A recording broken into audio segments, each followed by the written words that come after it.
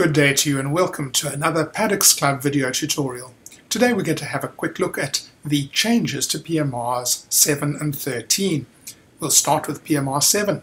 A second proviso is added, which says provided further that no nomination or appointment as trustee of a person in breach of Rule 64.1 or 64.2 may be made or accepted. Well, there is a mistake here. PMR 64 doesn't have sub-rules 1 and 2, it has sub-clauses A and B, and these must be what it refers to, what it's meant to refer to. It's a pity that this was sloppy, but I don't think it's going to give rise to any permanent worries. What does this actually mean? An owner whose contributions have not been duly paid or who persists in breaching a conduct rule despite written notice from the trustees or managing agent isn't eligible to be nominated for office as a trustee nor entitled to accept such nomination.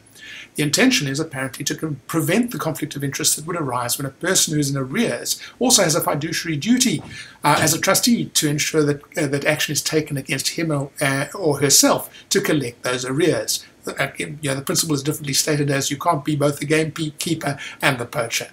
What are the problems with this proviso? Well, in my view, to be disqualified, the person must, beyond doubt, be in levy arrears or breach of the conduct rule. There's no provision for the situation where the levy arrears or breach are disputed. If there's a dispute, the disqualification may or may not apply. So what does the chairperson at the AGM do? There's no clear answer to that situation.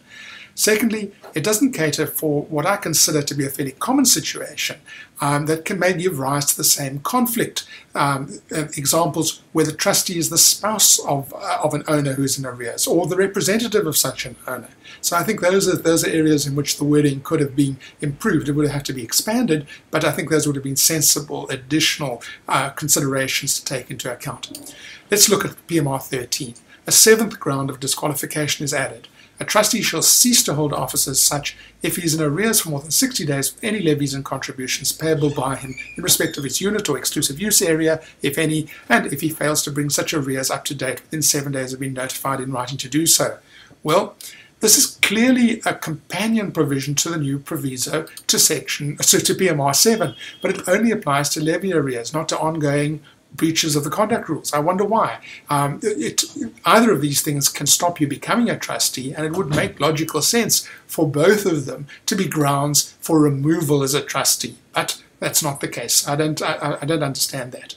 What does it actually mean? A trustee who is in levy arrears or arrears in regard to their contribution for exclusive use areas for more than 60 days and has been given 7 days notice to pay but has not done so automatically ceases to be a trustee.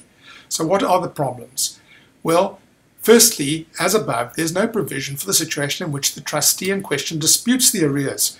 If the trustee does so, then the others can't stop him acting or her acting until they get proof of the debt, which can only be given by a court or an arbitrator.